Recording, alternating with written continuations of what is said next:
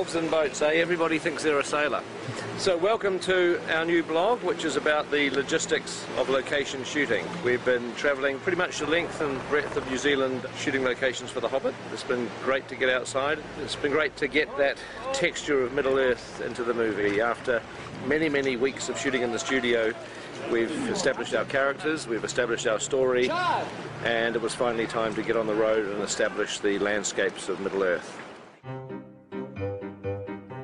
So we're currently moving about 500 crew for main unit to Hamilton, and then about 200 second unit crew to various parts of the country. We like to call it the biggest logistical move in cinematic history. Just because of the size of the fleet, close to 140 vehicles. As you can see, we're moving around a huge circus. I think everyone is secretly scared but quietly excited. The main reason for going on location on the project is to capture scenic beauty of New Zealand. Peter's often said one of the things that won the fans over so much in the Lord of the Rings series was the unbelievable vistas and scenics because they were so magnificent.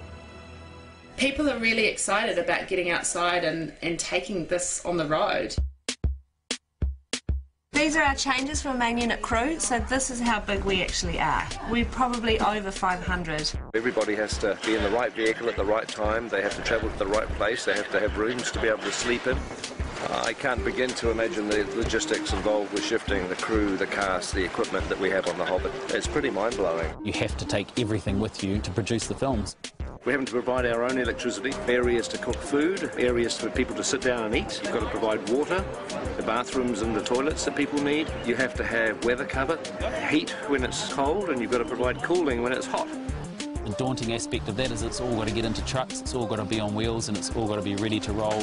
We're about to try and cram all of this, and all of that, all of this, some of that, most of this, all these trucks, most of these people, but not that scissor lift up there that stays, are going to go into some of these trucks. These guys here are going to go into these trucks too. Nice one. No cell phone laws here, man. One of our biggest challenges on the production is actually shooting all the locations in one hit for both main unit and second unit. You can certainly start there. We're away for about 7.5 weeks, if the weather holds up, so we're basically praying that every spot we go to in the country is sunny and beautiful. First location is Matador, up in Old Hobbiton, so returning back to the first spot from Lord of the Rings, which is pretty exciting. Fantastic job, and we're out here at 4 o'clock in the morning.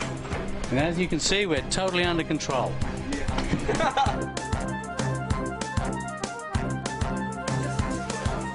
Why aren't you helping?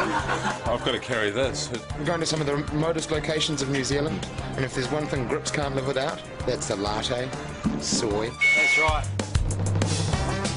We're getting ready to go away, and so far we haven't packed anything. And tomorrow is our last day with 30-odd hobbits doing a big scene against green screen for Hobbiton. This is my Louis Hobbit, my Sonny Hobbit. So we need the largest team on, because we've also got to try and pack. And then they're going to say, where did you pack it, because I don't need it? Where's that wig? Did you put it away? No, we've got to put it on his head now. And we'll all be here till midnight trying to load up the buses because they leave at 4 o'clock in the morning. Be sure to pack scotch, tequila, wine and beer. A heap of plants. 3 razor blades. 60 kilos of toilet paper. A few artificial trees. Socks. and some Jägermeister. Last day Wellington, so everything needs to move. We've got a stock truck coming in to take our 49 mixed-age sheep, 15 chickens, 9 goats, 5 3-year-old steers, 4 pheasants, 2 Muscovy ducks. We've also got Michael Jackson, the walking chicken, on the lead. We're just going to take you through, get your contracts done. We've got lunch packed for you to take on the road. So just follow me. Oh, the keys are in it? Keys are in it. We've got GPS units installed in the trucks purely so we can watch what's happening as they move up and down the country. If you don't arrive, we can't shoot. Last truck should be out of here in half an hour, and then Hobbiton. Crikey. Just remember, the reason you're on this plane is because you're so valuable to the production.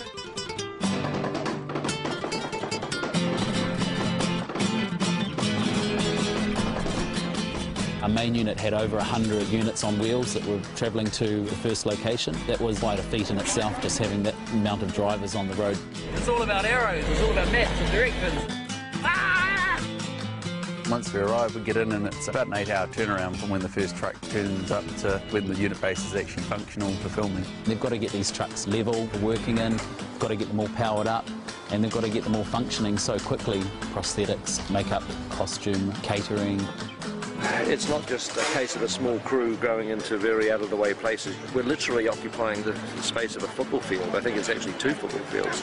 We moved 7,000 cubic metres of dirt to accommodate everything that goes with making a film of this size with this many people involved. It's very much a mini city. To everyone's amazement, you know, they went home on Friday night in Wellington, turned up to work here on Monday morning, and everything's here, parked up in order and looking good and working.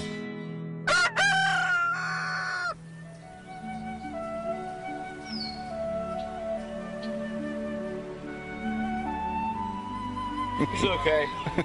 Rough day at the office today, Mom. So after 110 days in the studio, we finally make it out into the sunshine. But I'll tell you what, Hobbiton is looking fantastic. The art department and the greens department have been working on it for nearly 2 years. The grasses have grown, the flowers are out, and the plastic ones have even bloomed. It's weird when you come back to a place that you literally thought you would never see again. This is a great spot. To be standing there with Elijah dressed up as Frodo, it was the nearest thing I think I'm ever going to come to a time machine. This is actually the first time I'm stepping foot down into Hobbiton. I'll never forget that feeling of coming to Hobbiton for the first time. So much time spent in this universe, you know, with these characters, and I keep referencing the fact that I turned 19 when I came to Hobbiton for the first time. 11 years ago. I'm 30 now. I don't know, there's so many feelings of nostalgia and history.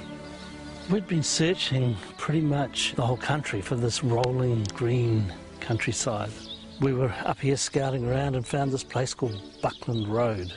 And sure enough, when we flew over it, we found the round tree, the hill, the lake. It was all meant to be.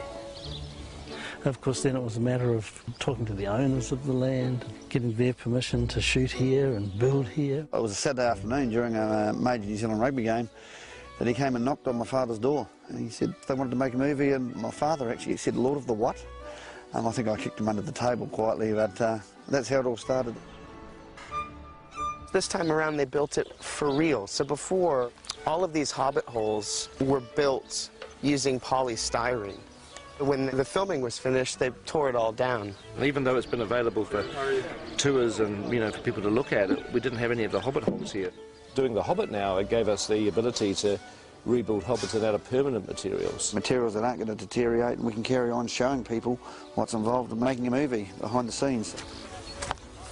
It's all, I mean, that's actual rock, stone.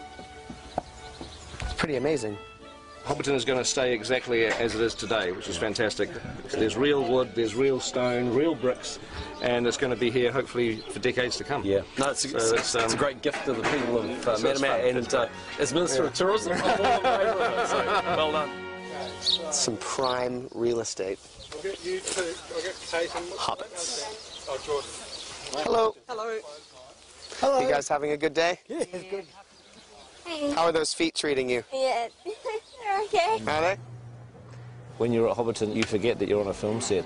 Seeing it like this kind of living model village is just extraordinary, and you just totally believe this place exists, and that's because it does.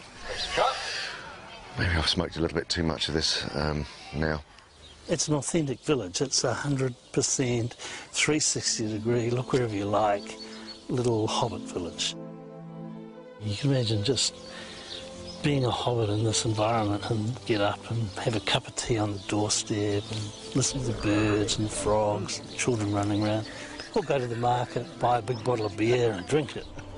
I'm loving it. You're not really designing a film set, you're trying to put yourself in the mindset of a Hobbit and figuring out, well, where would you like your house to be? There were 44 personalised Hobbit holes, and each Hobbit hole has the different little details depending on their location. It's kind of amazing, the door's actually open. Hello? Hello? No. Nobody home at the moment. They must be at the market. Welcome to the set of The Hobbit. So how did you get involved in this? My 4 daughters auditioned and they all missed out. And I got in. So I wasn't a popular father at that point. You guys are up for stealing, aren't you? Yeah. Oh, hell yeah, good. Yeah, big bag hobbits. Check this out. Oh yeah.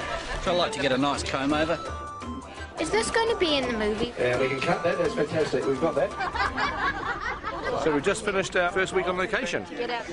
But, you know, I just wish I could move into one of these hobbit holes. I mean, this would be an absolutely idyllic place to live. It really would. This is the sort of place that I would very happily retire to. In fact, might think about it tonight or the next day. It would be good retiring here. That would be quite nice. Bye-bye.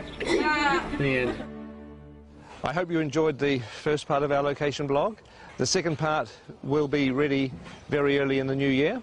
And in the meantime, we've just shot the last shot for The Hobbit in 2011. So it only remains to do one last thing, which is to wish you all a Merry Christmas! Merry Christmas! Champagne! Very good.